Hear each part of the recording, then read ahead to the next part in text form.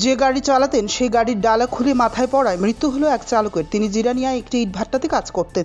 নাম লিটন দাস, বয়স 31, বাড়ি কৈলাসহর বলে জানা গেছে। বৃহস্পতিবার সকালে এসআরবি ইট ভাট্টাতে দুর্ঘটনাটি ঘটে।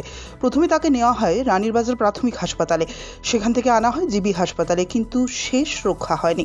জিবি হাসপাতালে নেওয়ার পর ডাক্তাররা পরীক্ষা নিরীক্ষা করে তাকে মৃত বলে ঘোষণা করেন।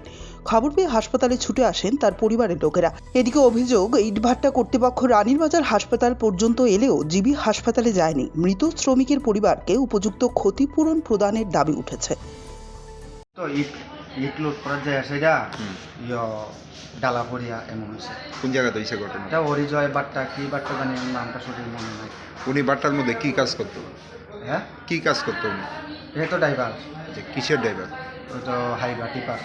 এই ঘটনাটা কেমনে হয়েছে? ঘটনাটা হয়েছে তোমার আদলা ইট লোড করার যায় সেরে আর ডালা ছুটিয়া মাথাতে বাড়ি গেছে। এই গাড়িটা কি উনিই চালাইতো? উনি চালাইতো। এই পদেদা মানে প্রথমে কোন হাসপাতালে নিছো তোমরা? প্রথমে রানীবাজার, তারপর এরপরে তো এখন কি জীবিত আছে? তখন তো এটা তো করতাম পারি না। ডাক্তারে কি কইছে তোমরা? ডাক্তারে তো কইছে আরো কি জানি একটা টেস্ট করবো, এটা কইটা সেটা করবো আমরা। দেখে কি মনে হয়েছে ওনারে?